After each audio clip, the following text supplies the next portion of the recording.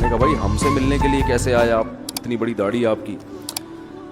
اس نے اپنا جو واقعہ سنایا نا, میں 3 دفعہ وہ واقعہ سناتے ہوئے رویا ہوں, اور جب وہ سنا رہا تھا اس وقت میرے آنکھوں سے آنسو نکل رہے تھے. اس نے یہ ابھی بھی میرا بیان سنتا ہے, اس نے واقعہ سنایا کہ میں جب پیدا ہوا تھا نا تو میں خواجہ سرا تھا. گھر میں ایسا بچہ پیدا ہو جائے والدین کی طرف سے عزت نہیں ملتی. جب 10-12 سال کا ہوا تو نہ بھائی مجھے عزت دے رہا ہے اور نہ میرا والد مجھے عزت دے رہا ہے.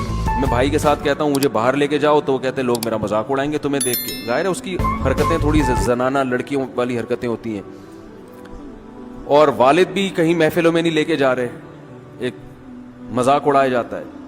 کہنے ایک دفعہ میں کہیں گزر رہا تھا تو یہ جو ہوتے ہیں نا خواجہ سراؤں کی پوری ایک جماعت تھی, انہوں نے مجھے پہچان لیا, دیکھا اتنا اچھا. اس وقت نہ اس کی داڑھی, اور یعنی اس میں خواتین والی ہی علامتیں تھیں زیادہ.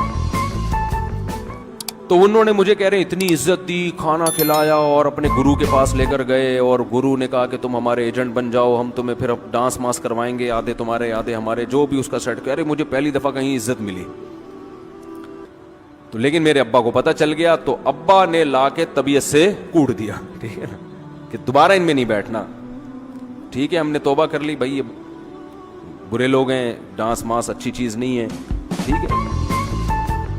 تو اب کیا ہوا, کہتے ہیں کہ پھر جو ہے نا کچھ دنوں میں کہیں کسی سے جھگڑا میرا ہوا کسی بات پہ, تو اس نے انتقام لینے کے لیے شکایت لگا دی ابا کو کہ یہ دوبارہ ان کے پاس گیا, حالانکہ وہ جھوٹی شکایت تھی.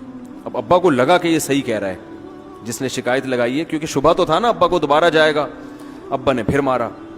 تو کہہ رہے ہیں میں بول رہا ہوں کہ میں نے یہ کام نہیں کیا, میں نہیں جا رہا ہوں ان کے پاس, میں نہ ناچ گانا سیکھ رہا ہوں, کچھ بھی نہیں.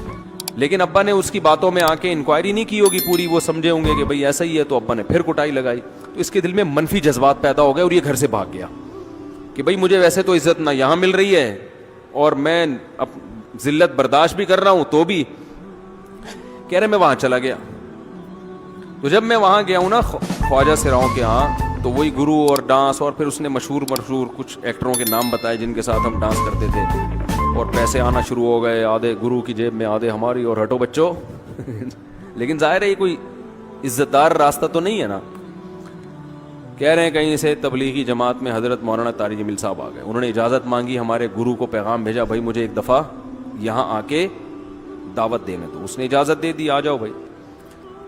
بیان کیا, ان کو سمجھایا بھائی یہ زندگی نہیں ہے, اللہ کی سیروزے کے لیے بہرحال ترغیب دی. کہہ رہے ہیں میں تیار ہو گیا, باقی لوگ تیار نہیں ہوئے, میں تیار ہو گیا.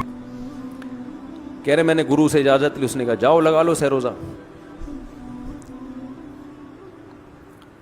تو کہتا ہے کہ جب میں حضرت کے گھر پہ گیا ہوں نا, تو حضرت پہلے سے دروازہ کھول کے ایسے انہوں نے دونوں بازو پھیلائے ہوئے تھے استقبال کے لیے, پہلے سے کھڑے ہوئے تھے علماء کے ساتھ. کہتے اتنے مشہور آدمی, اتنی بڑی سیلیبریٹی, اور اتنے بڑے بڑے علماء, ان کی پگڑیاں, ان کے اتنا خوبصورت لباس, جو خود عزت دار لوگ ہیں. کہہ رہے ایسے جو ہے نا میرے استقبال کے لیے دونوں بازو پھیلا کر کھڑے ہوئے, اور ایسے مجھے بیٹا بنا کے نا اپنے سینے سے لگایا کہ تو میرا بیٹا ہے. کہہ رہے خدا کی قسم مجھے زندگی میں پہلی مرتبہ کسی سے پہلی مرتبہ ایسی عزت ملی مجھے کسی سے, اور اس عزت دینے میں مولانا کا کوئی مفاد, بولو بھائی, کچھ بھی, بلکہ ذلت ہوگی نا. لوگ کہتے ہیں خواجہ سرا کو بیٹا بنایا ہوا ہے, اور اس وقت تو اس میں بیچارے میں کچھ زنانہ سی علامتیں بھی تھیں. تو خواجہ سرا کو کیا دے رہے ہیں, عزت دے رہے ہیں. کیا کسی تاجر پہ محنت کرو تو تھوڑا چندہ دے دے گا مدرسے, وہ ایسا ہی ہے نا. اور کسی افسر پہ محنت کرو تو تعلقات کیا ہو جائیں گے, جب وہ دین پر آئے گا تو اس سے کیا فائدہ. اس کو تو باپ ایسے ان لوگوں کو ریجیکٹ کر دیتے ہیں, بھائی اپنانے سے. کہہ رہے مجھے یہ اپنا رہے ہیں, ایسے سینے سے لگایا انہوں نے, اور مجھے سہروزے کی جماعت میں اپنے ساتھ لے کر گئے, کھلاتے تھے, بڑا خیال رکھوایا میرا. کہہ رہے اس کے بعد پھر میں نے گرو سے اجازت لی. وہ گرو چھوڑتے تھوڑی, ان کو پیسے ویسے دیے, جان چھڑائی نا, وہ بھی غلامی کی طرح نکلنا پڑتا ہے. پیسے دیے پتہ نہیں کتنے لاکھ یا کتنے ہزار روپے. وہاں سے پھر نکل کے 4 مہینے اس میں بھی خیال کیا تو پھر تبلیغ کے بزرگوں سے ملا, پھر انہوں نے پورا مجھے بتایا کہ بھائی تم یہ علاج کرو تاکہ تمہارے اندر یہ زنانہ علامتیں ختم ہو. تو وہ علاج کر رہا تھا ماشاءاللہ, انجیکشن لگے, انجیکشن میں ڈاکٹروں کی بھی مدد کروائی.